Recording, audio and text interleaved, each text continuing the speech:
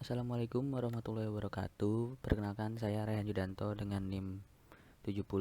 Di sini akan menyampaikan tentang pendidikan dan stratifikasi sosial.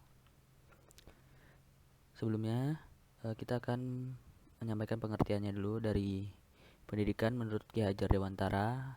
Dalam Prayitno menjelaskan tentang pengertian pendidikan, yaitu tuntutan dalam hidup tumbuh anak-anak. Adapun maksudnya pendidikan yaitu menuntun segala kekuatan kodrat yang ada pada anak-anak itu agar mereka sebagai manusia dan sebagai anggota masyarakat dapatlah mencapai keselamatan kebahagiaan setinggi-tingginya.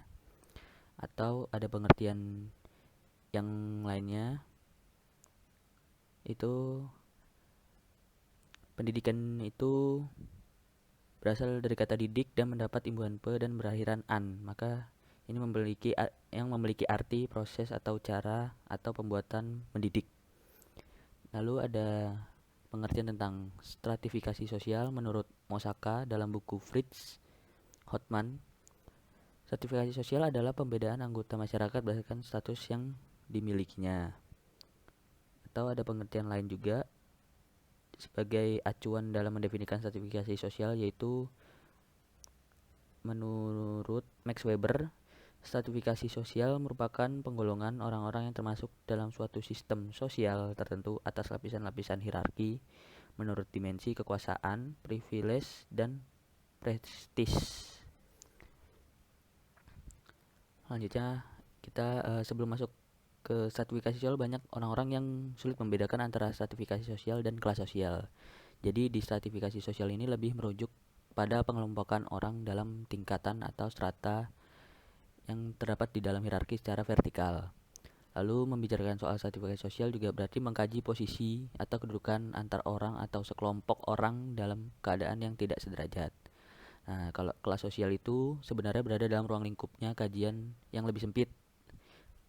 Bisa diartikan kalau kelas sosial itu ada lapisan atau strata yang tertentu dalam sebuah stratifikasi sosial. Jadi di dalam stratifikasi sosial itu ada kelas sosial di dalamnya.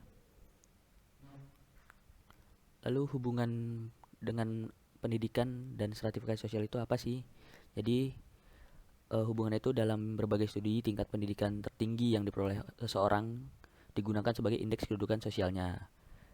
Berdasarkan beberapa penelitian, memang terdapat korelasi yang tinggi antara kedudukan sosial seorang dengan tingkat pendidikan yang telah ditempuhnya.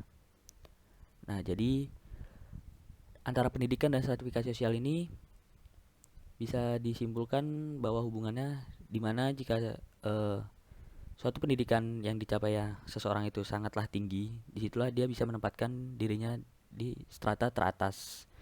Dan sebaliknya, jika seseorang yang menempuh pendidikannya tidak sampai jenjang perguruan tinggi dengan aspek apapun, dia bisa menempatkan dirinya di strata yang paling bawah.